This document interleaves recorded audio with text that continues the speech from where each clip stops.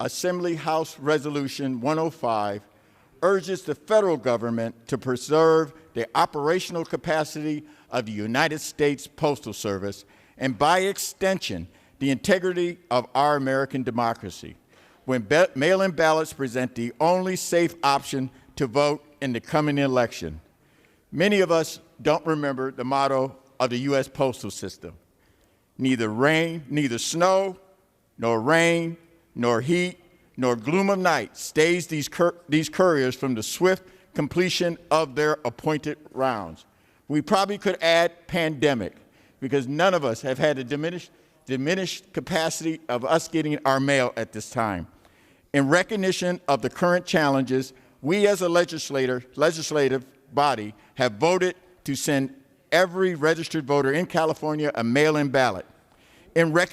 This decision was made with the health and welfare of the public in mind as our state fights to overcome COVID-19, which has already infected hundreds of thousands of Californians and impacted the lives of countless more. The devastation of COVID-19 has been particularly heavy in the city of Los Angeles, which has already had to deal with nearly 100,000 cases and approximately 2,500 deaths. Among the hardest hit have been those of the Latino community, who made up about 50% of all known cases in Los Angeles. My own district, which is largely Latino, and I have been working tirelessly to protect them during this pandemic. The state of California has ample experience with mail-in ballots, with the instruction of absentee voting since the 1920s. Californian voters have historically favored the option to vote by mail, and since 1979, the state has allowed any registered voter, regardless of status and circumstance, to vote remotely if they so choose. During the March 2020 primary elections, as COVID-19 began to affect every aspect of daily life, a record 72% of voters cast their ballot by mail. You can be sure it mattered that they had a working and efficient postal service.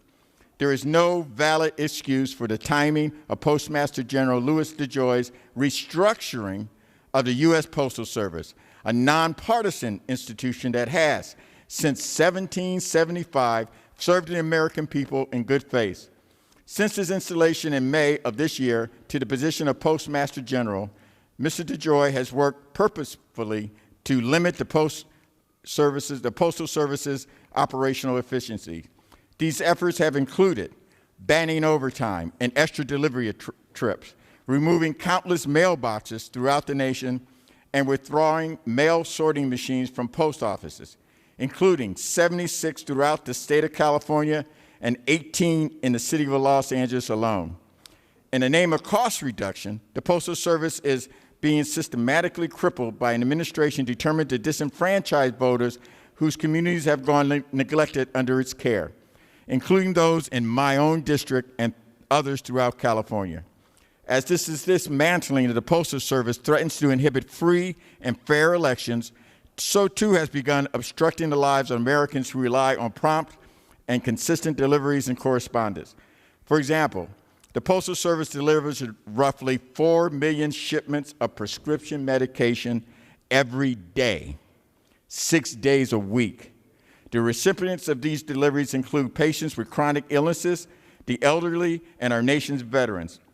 Are we prepared to let them suffer for the sake of cutting costs, or truly for the sake of driving voters away?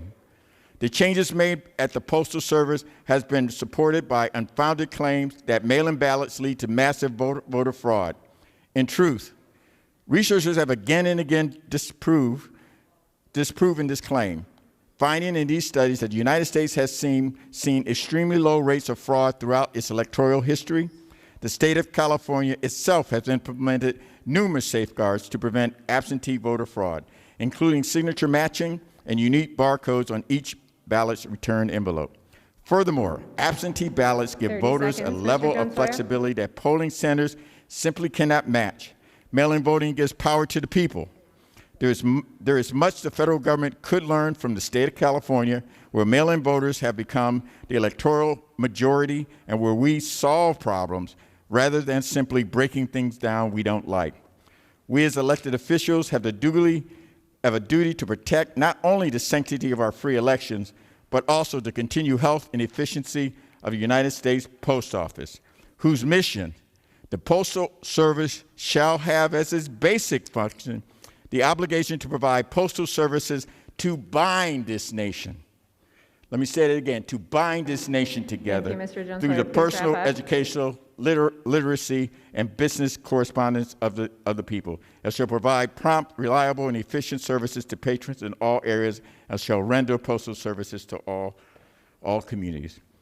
I respectfully ask for your aye vote.